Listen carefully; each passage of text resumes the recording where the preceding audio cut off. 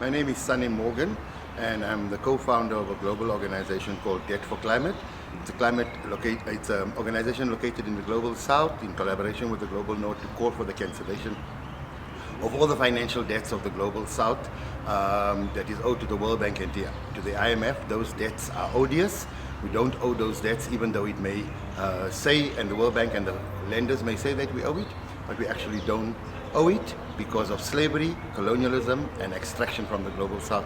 So we demand for the cancellation of those debts so that we can use the savings to mitigate, to adapt, to pay a basic income grant, to take care of the education and the health care and the welfare of our citizens. We can't do that now under the burden of interest payments to the elites in the Global North. Today I'm here as to popularize our organization, but particularly to offer solidarity with the climate justice movement and the cry of the excluded, and simply because all of our struggles are interconnected and there's intersectionality issues that are at stake, and I want to show support for those.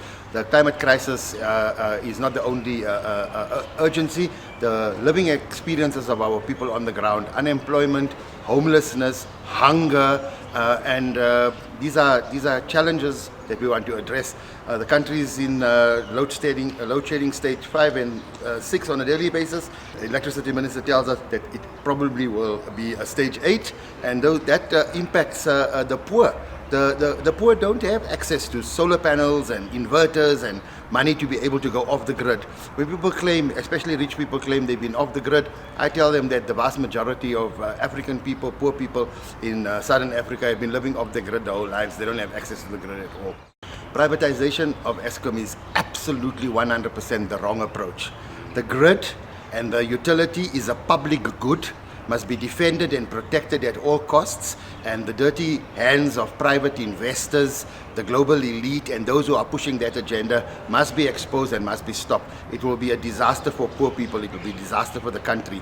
And we're not just speaking about the ideology against privatization, we're talking about the realities and the evidence that indicates where the grid and privatization of utilities have taken place around the world. Within a decade it has failed because it serves narrow interests, not the interests of the vast majority.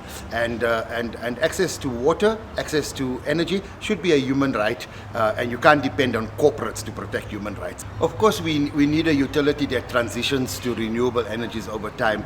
At the moment we are a high carbon emitter on the continent, and we need to make sure that we reduce emissions. One of the easiest ways is to transition to renewables, but we recognize that must be done in an orderly way, paying attention to the fact that no one must be left behind, honoring the precepts of the deep, just energy transition. But the transition to renewables is an inevitable thing. And it's going to happen as we move away from fossil fuels.